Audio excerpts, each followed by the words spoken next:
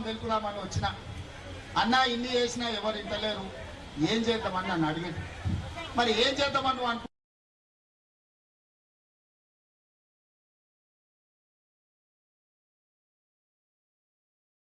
అంటే నాకైతే ఆలోచన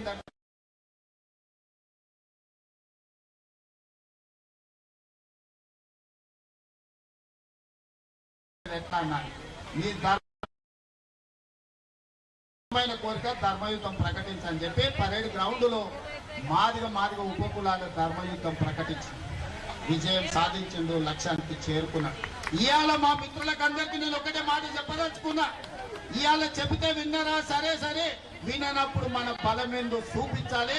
మన ధర్మమైన కోరిక కోసం మా బలైన వర్గాలు ధర్మ యుద్ధం ప్రకటించండి. మీకు అండగా నిలబడతా, మీకు తోడుగా ఉంటా. ఇక ఢిల్లీ కొట్టుడు కాదు, మీరే మా కళ్ళకి రావాలి.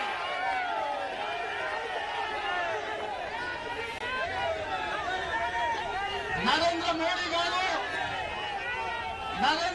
గారు వినండి, ఇక రాము ఢిల్లీకి, మీరే మా గల్లీలకు రావాలి. మా ధర్మమైన కోరిక కోసం ఈ రోజు ఇక్కడికి వచ్చినాం. సంధిలో భాగంగానే మీ దగ్గరకు వచ్చి మీ విజ్ఞప్తి చేసినాం. కురుక్షేత్రంలో ఆనాడు కృష్ణుడు చెప్పిండు, సయోధ్య కుదుర్చుకుందాం, 5 గ్రామాలు ఇయ్యమని. కానీ దుర్యోధనుడు వినలేదు, విర్ర వీగిండు. చివరికి కురుక్షేత్రంలో ఏం జరిగిందో మీరు చూసింది. ఇవాళ కూడా మా తెలంగాణ రాష్ట్రంలో మాకు అనుమతి ఇచ్చండి, మా బలైన వర్గాలకు 42% రిజర్వేషన్ మేము ఇచ్చుకుంటామని మేము అడుగుతున్నాం. సయోధ్యలో భాగంగానే నరేంద్ర మోడీ గారికి ఈనాడు అస్థినకు వచ్చి మేము విజ్ఞప్తి చేస్తున్నాం. ఇక మళ్ళీ విజ్ఞప్తులు తీసుకొని మళ్ళీ అస్థినకు రాము. మీరు ఎట్లా గల్లీలకు వస్తారో చూస్తాం. తొందరలోనే మా బలైన వర్గాల సోదరులకు, మా బహుజన సోదరులకు నేను విజ్ఞప్తి చేస్తున్నా. అదే పరేడ్ గ్రౌండ్ లో ధర్మ యుద్ధం ప్రకటించండి. 10 లక్షల మందితో మన బలమేందో చూపిద్దాం.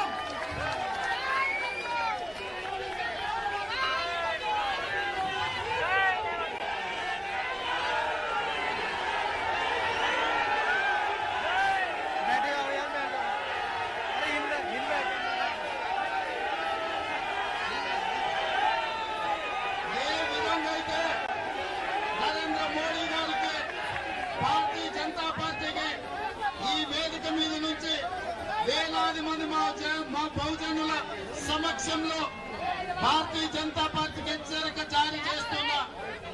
మీరు గద్దె దిగాలి, గ్రామాలలో మీ గద్దెలు కూలాలి. ఇదే మా నినాదం. అయితే మా 42% మా బలైన వర్గాల రిజర్వేషన్లు అమలు చేయడానికి అనుమతి ఇవ్వాలి. ఒకవేళ మా బలైన వర్గాల 42% రిజర్వేషన్లకు మీరు చట్టాలను మార్చి మాకు సాయం చేయకపోతే మీరు గద్దె దిగాల్సిందే, మీ గద్దెలు కూలాల్సిందే. గ్రామాలలో మా బలైన వర్గాల సోదరులారా, ఇప్పుడు రాకపోతే ఎప్పుడు రాదు, ఇప్పుడు రాకపోతే ఎప్పటికీ రాదు. ఇంత ఊపు మళ్ళీ దేవు. ఈనాడు నేను విజ్ఞప్తి చేస్తున్నా, మీకు అండగా నిలబడే మీ సోదరుడు తెలంగాణ రాష్ట్రానికి ముఖ్యమంత్రిగా ఉన్నాడు. ఎవరు ఏమనుకున్నా మీకు అండగా నిలబడే ధర్మం నా మీద ఉన్నది.